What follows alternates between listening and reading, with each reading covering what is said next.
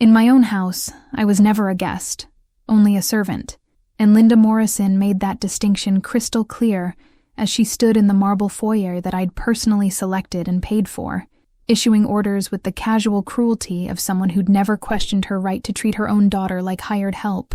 "Haley, the gender reveal is this Saturday," she announced, not bothering to look up from her phone where she was probably scheduling another spa appointment with money I'd unknowingly provided. 80 people, full catering, decorations, everything perfect.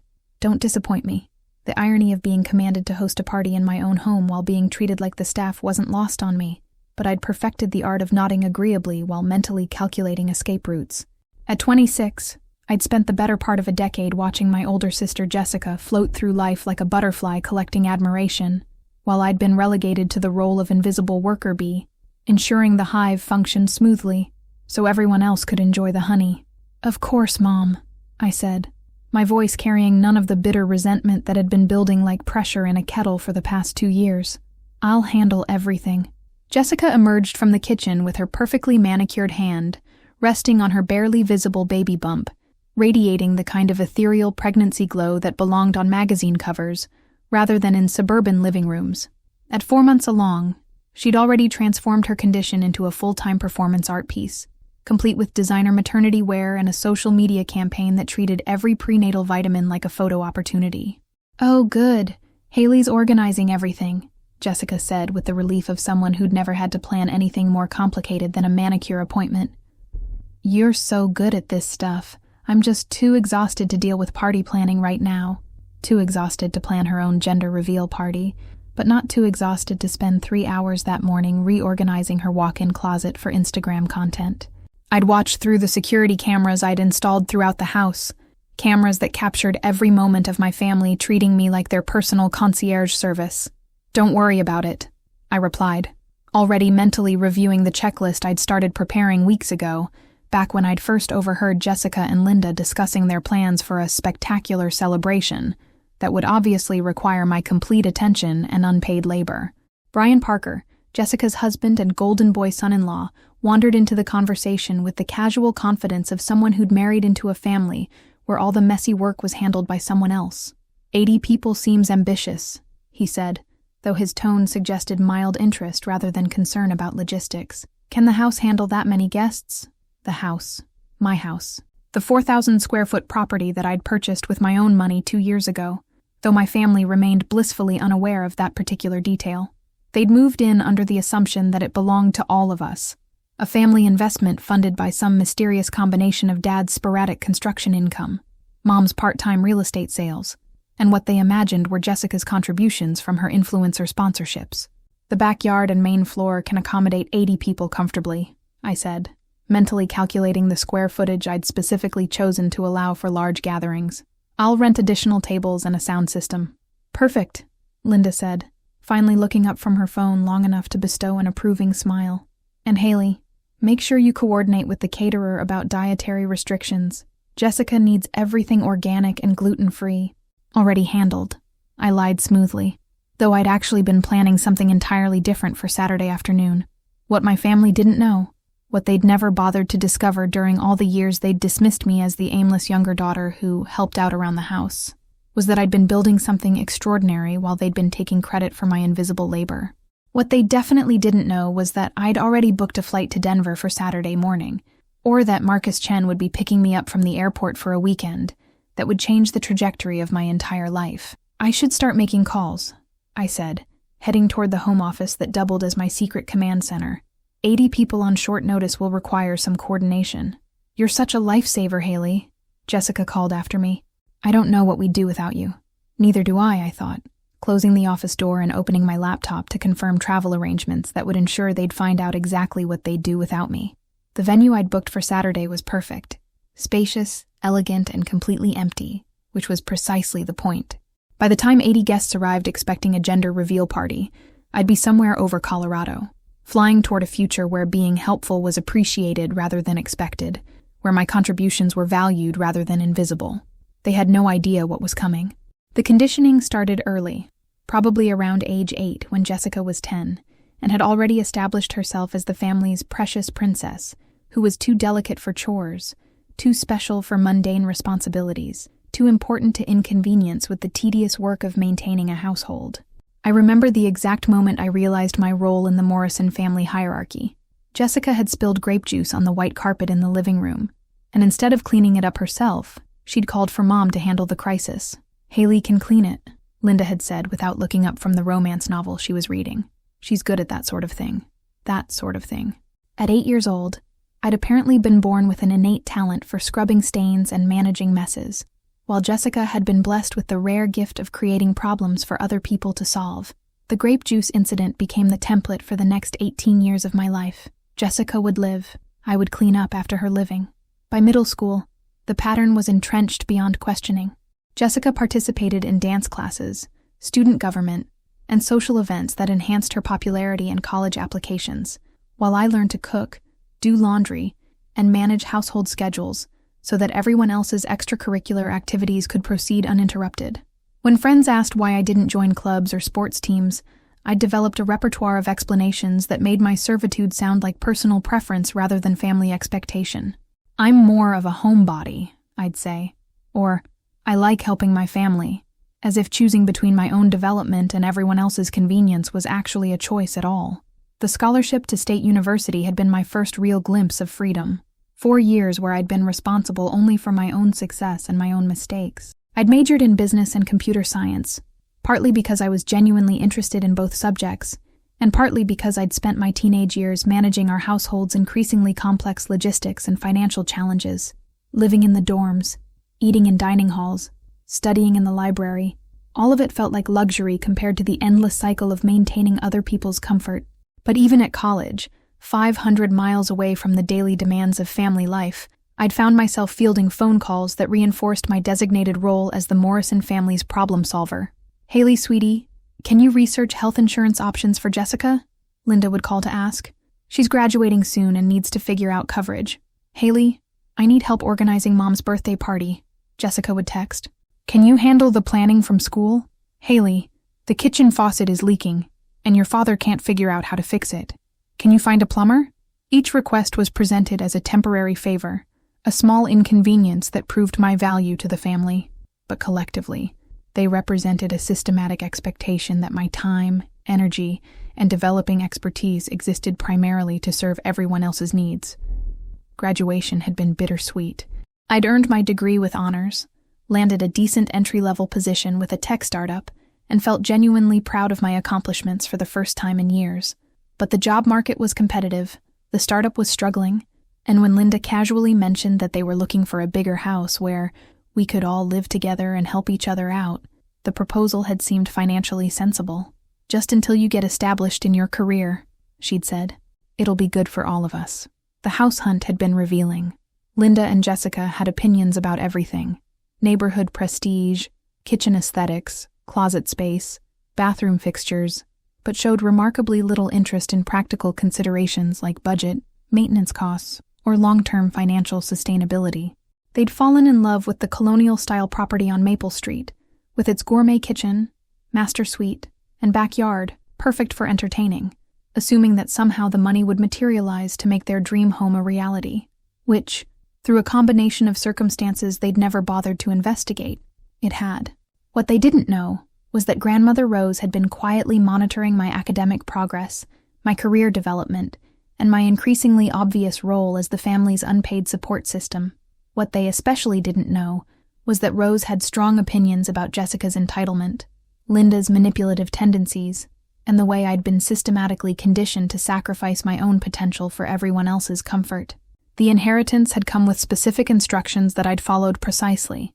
Use the money wisely, build something sustainable, and never let the family know the source of my financial independence until I was strong enough to withstand their inevitable attempts to control or claim it. So I'd bought the house in my name, allowed everyone to assume it was somehow a collective family investment, and settled back into the familiar pattern of managing everyone else's life, while they pursued their individual interests with the confidence of people who knew someone else would handle the messy details. For 2 years, I'd been perfecting my exit strategy while perfecting my performance as the selfless daughter who lived to serve. This weekend, the performance would finally end. The irony of building a multi-million-dollar business empire while my family thought I was an unemployed burden living in their basement wasn't lost on me, but it was necessary camouflage for someone who'd learned early that success in the Morrison household was treated as a resource to be shared, rather than an achievement to be celebrated.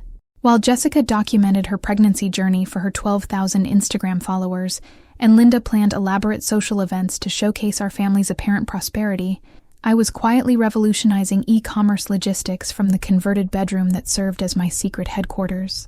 Morrison Digital Solutions had started almost accidentally, born from my frustration with the inefficient inventory management system at the struggling tech startup where I'd worked after college. The company had folded within 6 months, leaving me officially unemployed, but unofficially obsessed with solving the problems that had contributed to its failure. While my family assumed I was spending my days job hunting and feeling sorry for myself, I was actually building algorithms that could predict consumer demand patterns with 93% accuracy. The first client was almost accidental, a small jewelry company whose owner I'd met at a coffee shop, lamenting her inability to predict which products would sell during different seasons. I'd offered to analyze her sales data for free, more out of intellectual curiosity than business ambition, and delivered insights that increased her quarterly profits by 47%. Word spread through the community of small business owners who couldn't afford enterprise-level consulting, but desperately needed someone who understood both technology and market psychology. Within 18 months, Morrison Digital Solutions was managing inventory and demand forecasting for 63 companies across 12 states. Within 2 years, we'd expanded into automated customer service systems, predictive analytics for marketing campaigns, and custom software solutions that helped small businesses compete with major corporations. The revenue had grown exponentially, but I'd been careful to maintain the illusion of financial struggle while building the infrastructure for my eventual independence. "Any luck with the job search today?" Linda would ask during family dinners, her tone carrying just enough concern to seem supportive while implying that my unemployment was somehow a character flaw requiring family patience. "A few promising leads," I'd reply, not mentioning that those leads were actually potential clients offering 6-figure contracts for services they didn't realize were being developed in the bedroom above their heads. The home office setup had been a masterpiece of deception. To family members who occasionally glanced inside, it looked like the cluttered workspace of someone tinkering with freelance projects and online tutorials. But behind the carefully arranged chaos of outdated textbooks and seemingly random cables, I'd created a sophisticated command center with multiple monitors, encrypted hard drives, and communication systems that connected me to a team of 12 remote employees who knew me only as M. Morrison CEO. Marcus Chen had been employee number 4, a brilliant programmer and natural business strategist who'd gradually evolved from contractor to partner to something more personal over the months of late-night video conferences and collaborative problem-solving sessions. He'd never seen my face during those early calls. We'd worked exclusively through voice chat and shared screens, building a relationship based on intellectual compatibility and mutual respect for each other's expertise. "You realize you're probably the most successful person I've never met," he'd said during one of our strategy sessions, about expanding into artificial intelligence applications for retail forecasting. "What makes you think you've never met me?" I'd replied, though we both knew our relationship existed entirely in the digital realm of business plans, profit margins, and shared excitement about technological innovations that could transform entire industries. The personal revelation had come gradually, layers of professional respect, giving way to genuine affection as we discovered compatible senses of humor, similar values about work-life balance, and matching ambitions to build something meaningful rather than just profitable. Marcus lived in Denver, running the West Coast operations of Morrison Digital, while I managed East Coast clients from my secret command center in suburban Connecticut. "You know I'm going to insist on meeting you in person eventually," he'd said during one of our conversations that had drifted from quarterly projections to personal philosophy. "Eventually might come sooner than you think," I'd replied, already researching flights to Denver and imagining what it would feel like to have a conversation with someone who knew my real name, valued my intelligence, and had never once expected me to clean up their metaphorical grape juice stains. The business had reached the point where my physical presence in Connecticut was more liability than asset. The major clients were managed through digital interfaces, the employee team was entirely remote, and the revenue streams were diversified enough to run independently of my location. What kept me anchored to the Morrison family home wasn't business necessity, It was the psychological conditioning of 26 years spent believing that leaving would somehow prove their assessment of me as selfish and ungrateful. But watching Linda order me to organize Jessica's gender reveal party, treating me like hired help in the house I'd bought with money I'd earned through work they didn't even know existed, had finally clarified my priorities. Saturday morning, I'd be on a plane to Denver, where Marcus would pick me up for a weekend that would determine whether our digital connection could translate to real-world compatibility. Grandmother Rose Morrison had been the only adult in my childhood who'd seen through the family's carefully constructed mythology about Jessica's specialness and my supposed ordinariness, though she'd been subtle enough in her observations that the rest of the family had dismissed her occasional comments as the eccentricity of an aging woman who didn't fully understand modern family dynamics. Rose had built her own small business empire in an era when women weren't supposed to have ambitions beyond marriage and motherhood, starting with a single bakery that grew into a chain of successful restaurants before she'd sold everything and invested the proceeds with the shrewd instincts of someone who'd learned to trust her own judgment over conventional wisdom. "That girl has steel in her backbone," Rose had said about me during my high school graduation party, loud enough for Linda to hear, but quiet enough to be dismissed as grandmotherly pride. "She'll surprise everyone someday." The prediction had been delivered with the kind of knowing smile that suggested Rose understood something about my future that I hadn't yet recognized myself, but I'd been too focused on immediate concerns. College applications, part-time jobs, the endless logistics of managing a household while everyone else pursued their dreams, to wonder what she might have seen in me that others missed. Rose had died during my senior year of college, quietly in her sleep after what the family had described as a long, full life, marked by financial success, personal independence, and the kind of individual achievement that seemed to skip generations in the Morrison bloodline.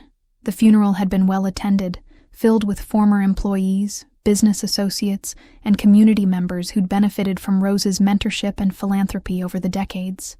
"She was so proud of both you girls," Linda had said at the reception, dabbing her eyes with tissues while accepting condolences from Rose's extensive network of friends and professional contacts. She always said Jessica and Haley would carry on the family legacy. The family legacy. At the time, I'd assumed that meant Rose's reputation for kindness, her commitment to hard work, and her belief in treating people with dignity regardless of their position in life. What I hadn't realized was that Rose had been laying groundwork for a more tangible legacy, one that would give me the resources to escape the psychological and financial trap that masqueraded as family loyalty. The call from attorney Sarah Williams had come 6 months after Rose's death, during a particularly difficult period when I'd been juggling my struggling startup job, a full course load, and increasingly frequent requests from home to handle various family crises that somehow always required my immediate attention and financial contribution. "Ms.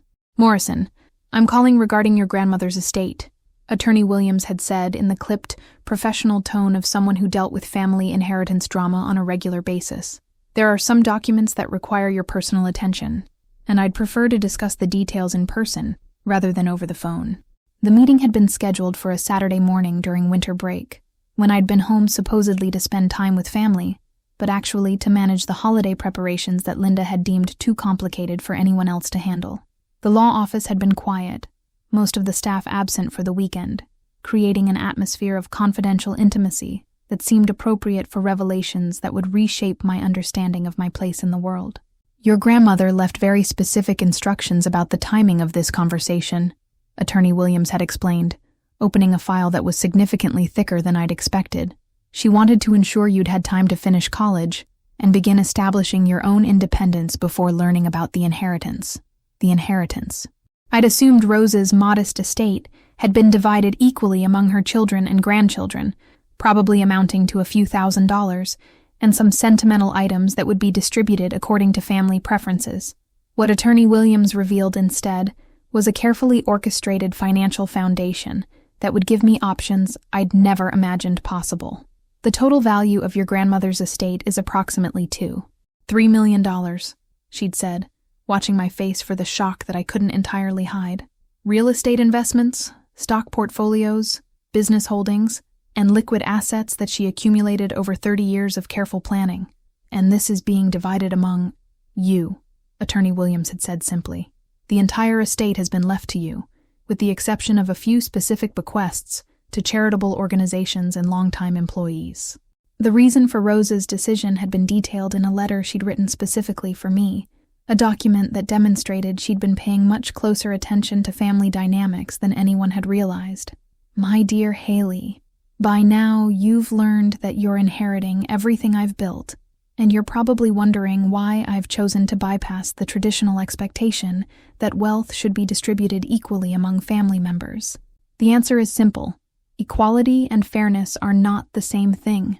I've watched you spend your childhood and adolescence managing other people's responsibilities, sacrificing your own development to enable Jessica's self-centeredness and Linda's emotional laziness. I've seen you accept blame for problems you didn't create and provide solutions for challenges that weren't yours to solve. This inheritance is not a reward for your service to the family.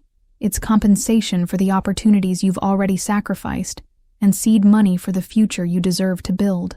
The deed to 1247 Maple Street was filed in my name alone, a legal fact that would have sent seismic shockwaves through my family's carefully constructed reality if they'd ever bothered to investigate the source of their comfortable living situation. Instead, they'd settled into the 4,000-square-foot colonial, with the casual entitlement of people who'd always assumed that good things happened to them through some combination of luck, destiny, and their own inherent worthiness of life's finest offerings.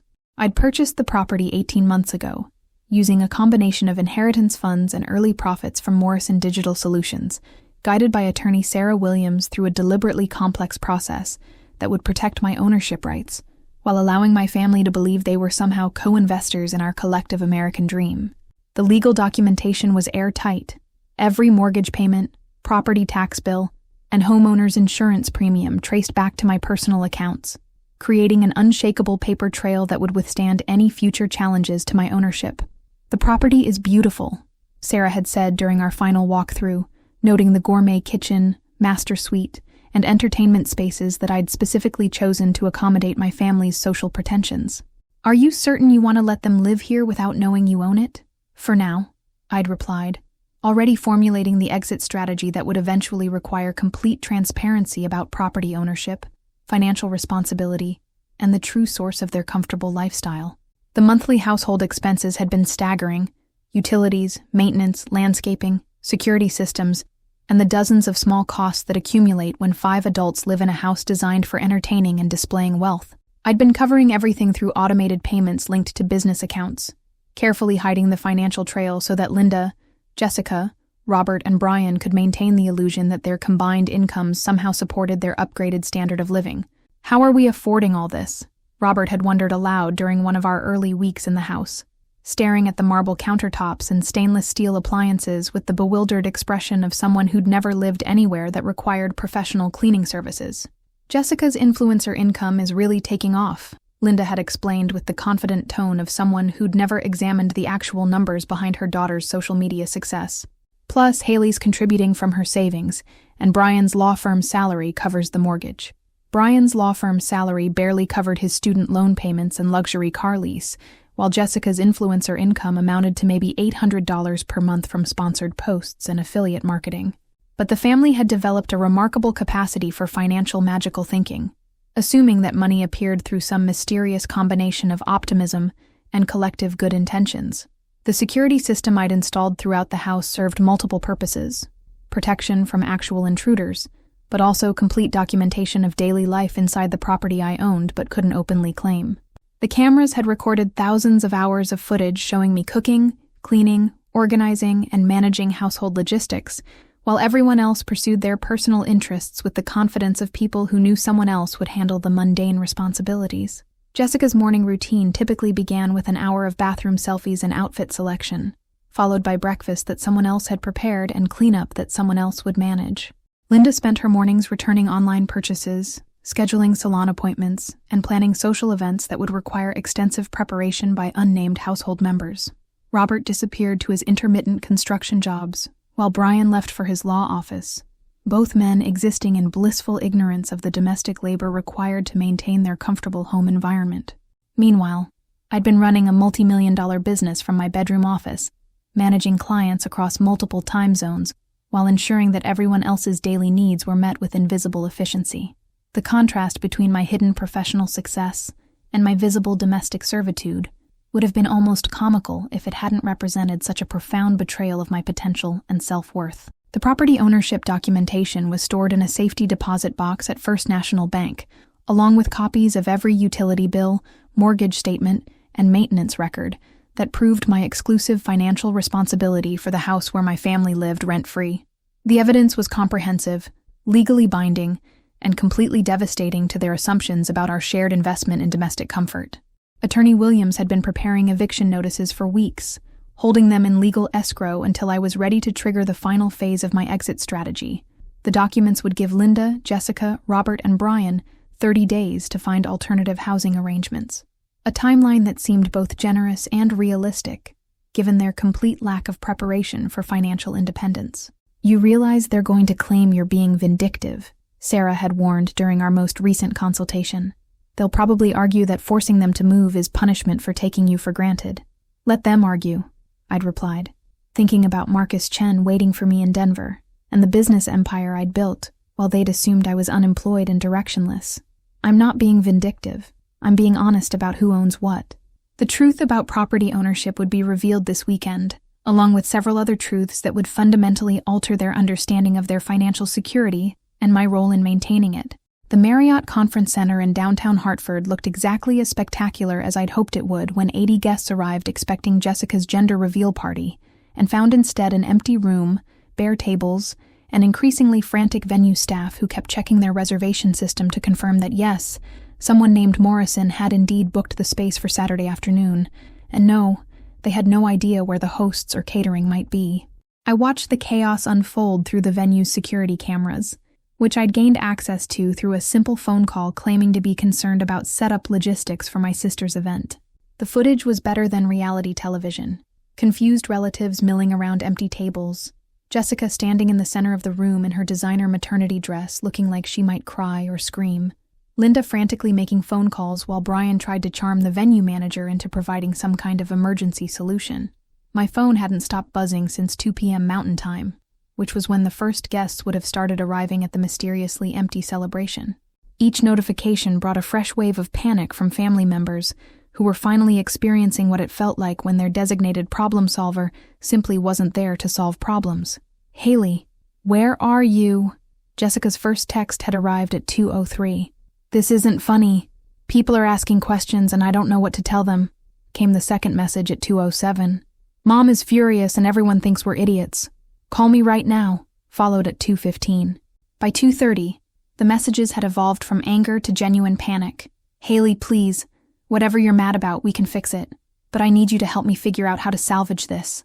I'd let the phone buzz while Marcus and I toured his downtown Denver loft, admiring the industrial architecture and floor-to-ceiling windows that looked nothing like the suburban colonial where I'd been hiding my real life for the past 2 years. His space felt adult in a way that my family's house never had. Intentional, sophisticated, designed for someone who valued quality over quantity and substance over appearance.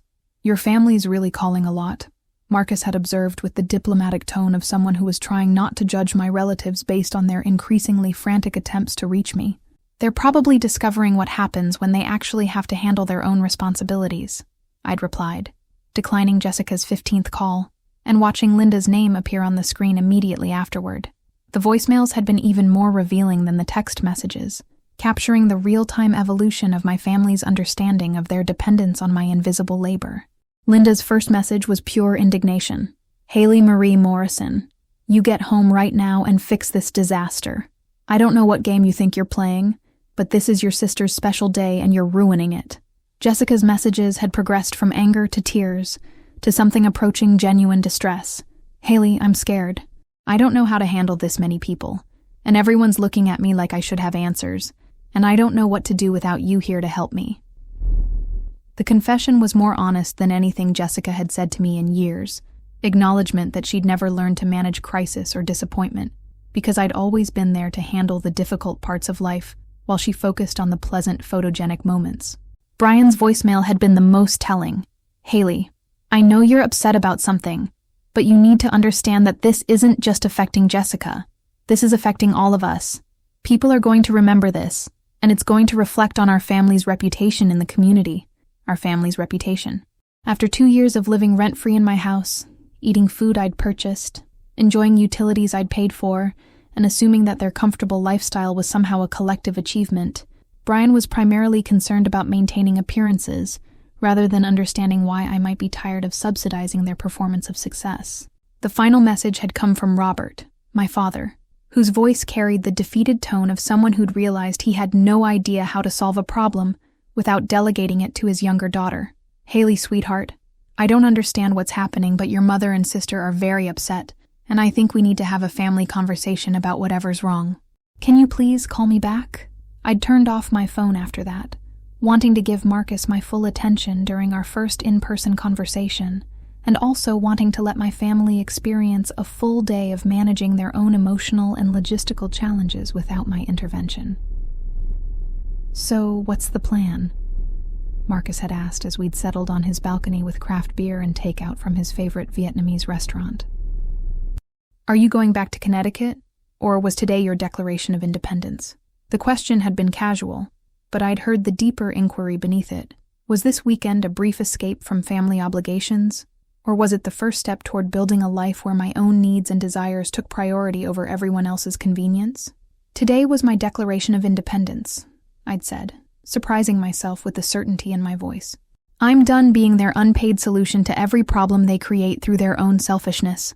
Marcus Chen had the kind of brilliant, restless energy that I recognized in myself, someone whose mind worked 3 steps ahead of most conversations, who found genuine excitement in solving complex problems that other people couldn't even properly identify.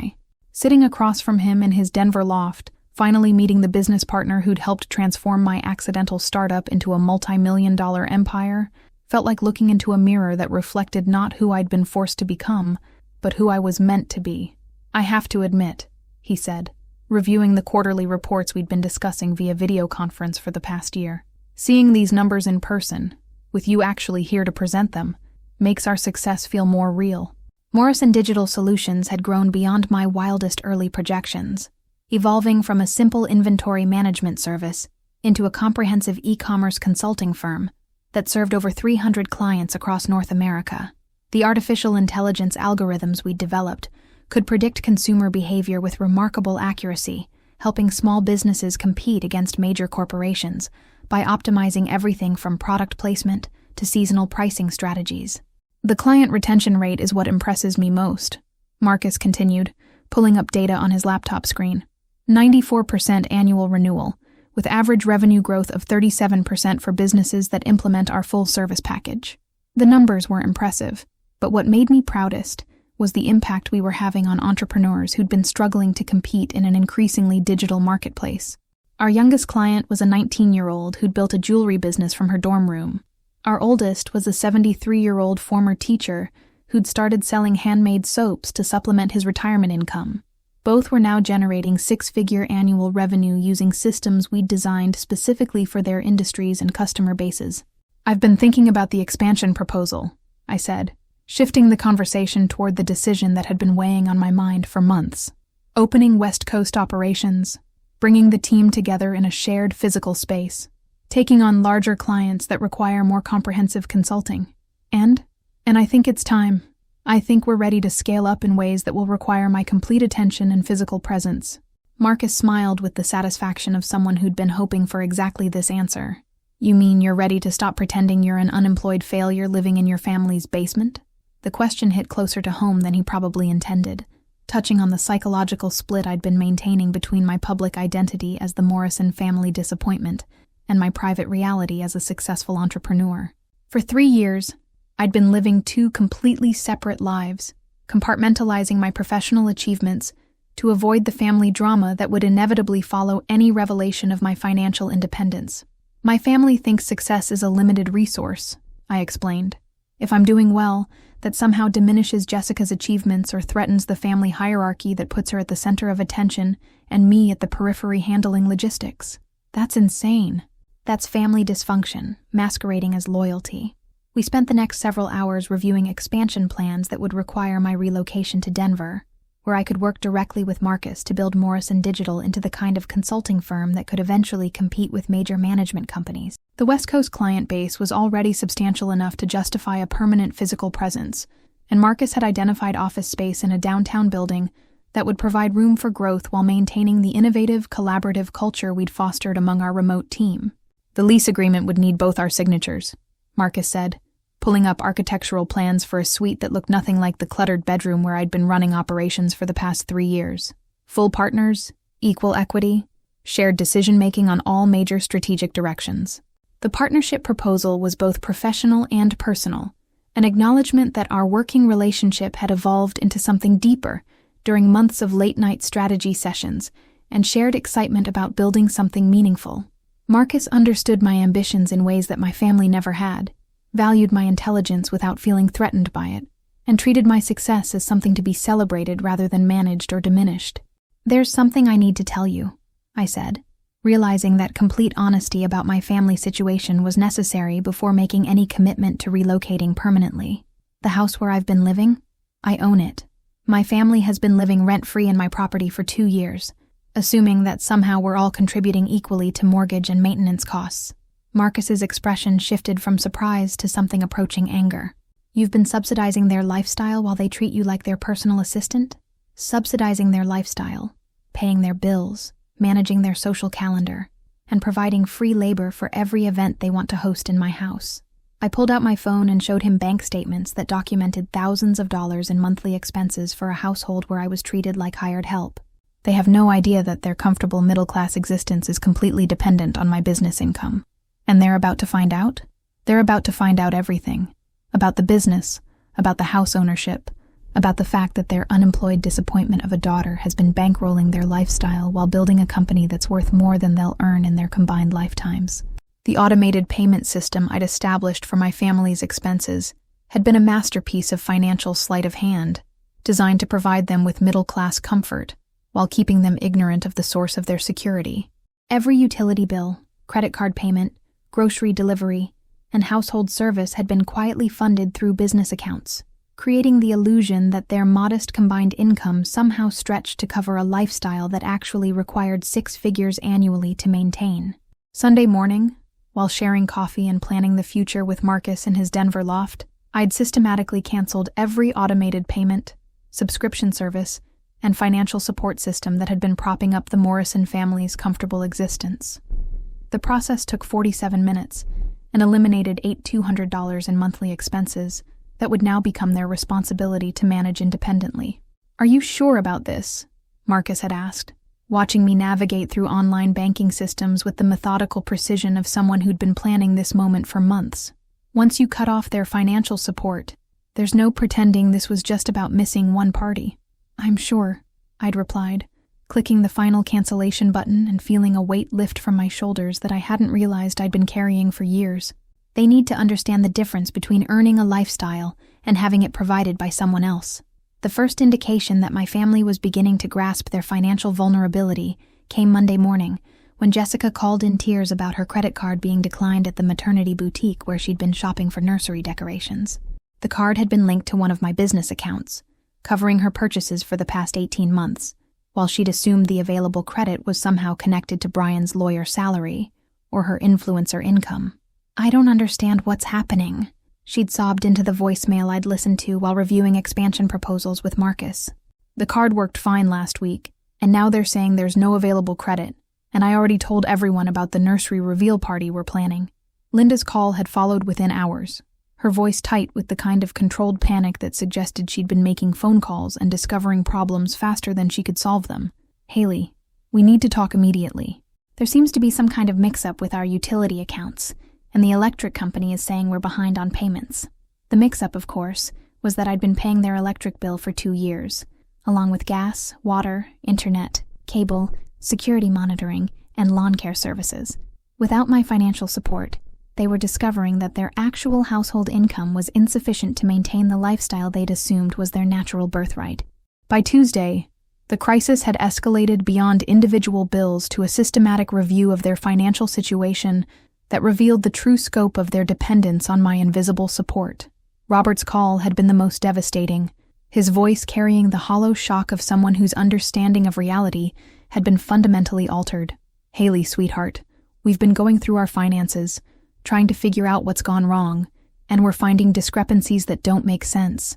Bills that we thought were being paid automatically, credit lines that seem to have disappeared, services that are being canceled for non-payment. What kind of discrepancies, Dad? Well, the mortgage payment, for instance. The bank is saying we're 3 months behind, but I could have sworn we were current on everything. And the homeowner's insurance lapsed last week, which doesn't make sense because I thought Brian was handling that through his company benefits. The mortgage payment, of course, had been coming from my account since the day I'd purchased the house. Brian had never been responsible for homeowner's insurance because Brian had never been a property owner. He'd been living rent-free in my house while assuming his comfortable housing situation was somehow a shared family investment. Dad, I think you need to have a serious conversation with the family about actual income versus expenses. Maybe get everyone together and create a realistic budget based on what you can actually afford instead of what you've been spending. That's a good idea, sweetheart. Can you help us organize that conversation? You're so good with financial planning. The irony was staggering. Even while discovering their complete financial dependence on my support, they were still asking me to solve the problem for them, to provide the expertise that would help them figure out how to manage without me. Attorney Williams had been preparing the disclosure documents for weeks, comprehensive financial statements that would reveal my ownership of their house, my responsibility for their bills, and my decision to terminate their free ride through life. The documents would be delivered Wednesday morning, giving them legal notice that they had 30 days to arrange alternative housing and independent financial management. They're going to feel betrayed, Sarah had warned during our final consultation. People don't like discovering that their comfortable life was actually charity they never knew they were receiving. Let them feel betrayed, I'd replied. I've been feeling exploited for years. It's time for some emotional honesty in our family. The reckoning was just beginning.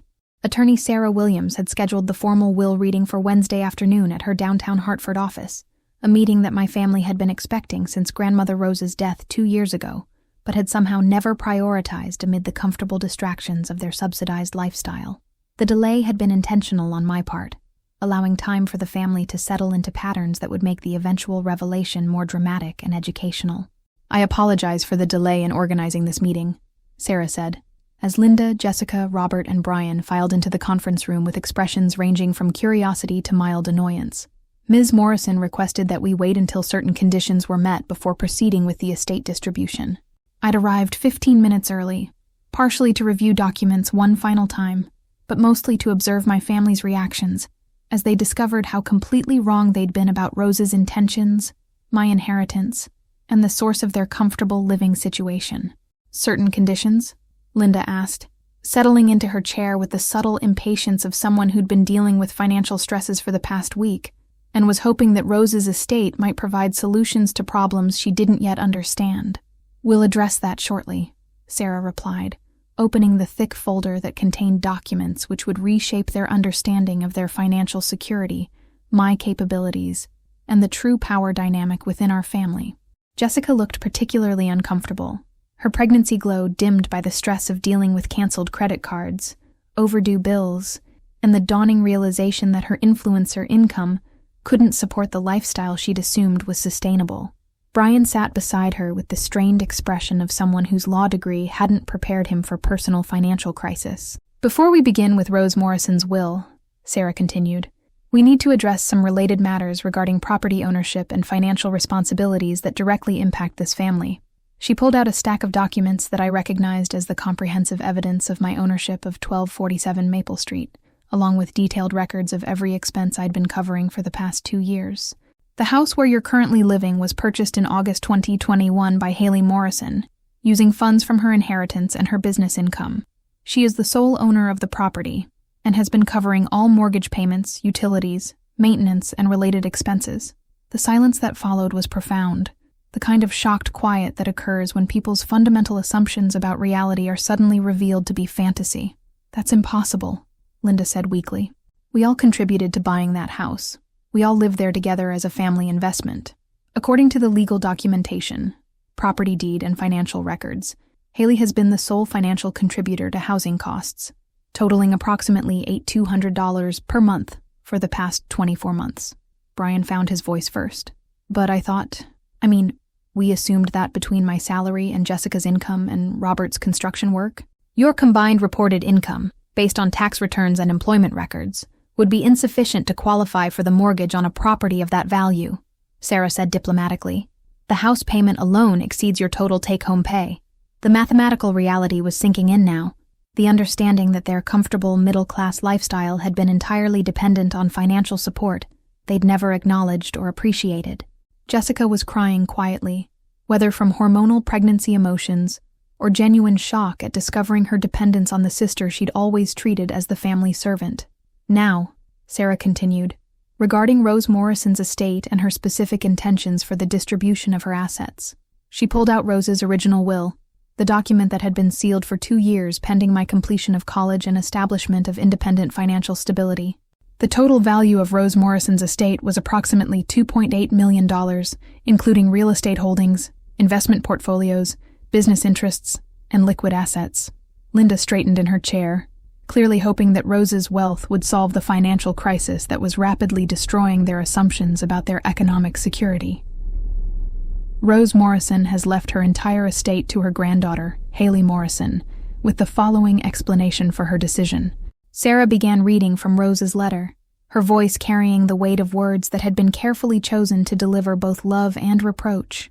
I have watched Haley sacrifice her own development to enable other family members' selfishness and laziness. I have seen her accept responsibility for problems she didn't create, while Jessica and Linda pursued their own interests without concern for the cost to others. This inheritance is not a reward for Haley's service to the family. It is compensation for the opportunities she has already lost and seed money for the future she deserves to build independently. That's not fair, Jessica whispered. Grandmother loved all of us equally. Apparently not, I said quietly, speaking for the first time since the meeting had begun. Apparently Rose understood the difference between loving someone and enabling their worst impulses. The will reading continued for another 40 minutes, detailing investment properties, business holdings, and financial accounts that had funded my house purchase, subsidized my family's lifestyle, and provided the capital for building Morrison Digital Solutions into a multi-million-dollar consulting firm. By the time Sarah finished explaining the scope of Rose's bequest and my business success, my family was staring at me as if I'd suddenly transformed from their reliable servant into a complete stranger, which in many ways, I had. 6 months later, I stood in the floor-to-ceiling windows of Morrison Digital Solutions' Denver headquarters, watching the Rocky Mountains catch the morning light, while my phone buzzed with the daily operational reports that confirmed what I'd known since the day I'd walked away from Connecticut. Success felt infinitely better when it belonged entirely to you, when it was built through your own choices rather than other people's expectations. The company had thrived since my relocation, expanding beyond e-commerce consulting into artificial intelligence applications for retail forecasting, automated customer service systems that learned from consumer behavior patterns, and custom software solutions that help small businesses compete with major corporations. Our client roster had grown to over 800 companies across 15 states, with annual revenue approaching $12 million and a team of 37 employees who worked remotely from locations ranging from Seattle to Miami. Marcus appeared in my peripheral vision, carrying 2 cups of coffee and wearing the satisfied expression of someone whose business partnership had evolved into something deeper and more sustainable than either of us had initially imagined. Our relationship had developed with the same methodical precision we brought to our professional projects: careful evaluation of compatibility, honest communication about expectations, and mutual respect for each other's ambitions and independence. "The quarterly reports look good," he said, settling beside me with the comfortable familiarity of someone who'd become both business partner and life partner over the months of building something extraordinary together.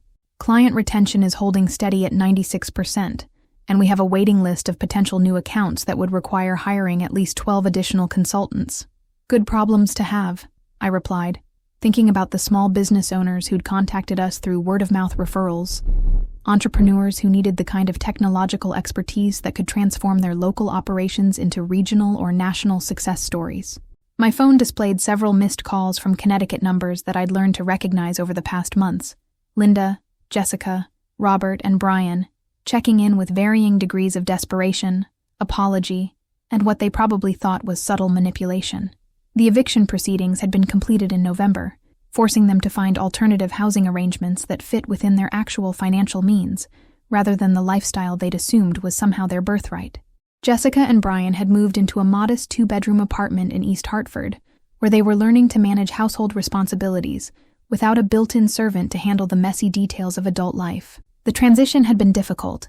Jessica's Instagram followers had noticed the downgrade in her living situation. Brian had been forced to sell his luxury car and take public transportation to work, and their relationship had been strained by the reality of living within their means for the first time in their marriage. Linda had moved in with her sister in Waterbury, an arrangement that was supposedly temporary, but had already lasted 5 months and showed no signs of change. Her part-time real estate career had never generated enough income to support independent living, a reality she'd been able to ignore while I'd been subsidizing her lifestyle through invisible financial support. Robert had surprised everyone by thriving in the aftermath of our family's financial reckoning. Forced to take full-time construction work and manage his own expenses, he'd discovered a sense of purpose and self-respect that had been missing during the years when someone else had been handling his responsibilities. His calls were the only ones I occasionally answered, brief conversations focused on his gradual progress toward financial stability and emotional honesty. "I'm proud of you, sweetheart," he'd said during our most recent conversation. "I know we took advantage of your generosity, and I know we didn't appreciate everything you were doing to make our lives easier. You deserved better from all of us." The apology had been genuine, accompanied by his commitment to rebuilding relationships based on mutual respect rather than one-sided service. He'd been attending therapy to address the patterns of avoidance and enablement that had allowed him to ignore his family's exploitation of my labor and resources. "Any regrets?" Marcus asked, following my gaze toward the mountains that represented everything I'd gained by choosing my own priorities over my family's expectations. "None," I said, meaning it completely. I spent 26 years trying to earn love through service, thinking that if I was useful enough, helpful enough, selfless enough, they'd eventually value me as much as they valued Jessica's achievements. But you can't earn genuine affection by making yourself indispensable to people who fundamentally don't respect you. The view from our office encompassed downtown Denver's growing tech sector, a community of entrepreneurs and innovators who understood that success required both vision and execution, both individual brilliance and collaborative effort. I'd found my tribe among people who valued intelligence over appearance, substance over performance, and authentic achievement over inherited privilege. Besides, I added, thinking about the small business owners whose revenue had increased by an average of 43% after implementing our systems, building something that helps other people succeed feels infinitely better than subsidizing people who take success for granted. The future stretched ahead of us like the mountain range beyond our windows, vast, challenging, and full of possibilities that belonged entirely to the people brave enough to claim them.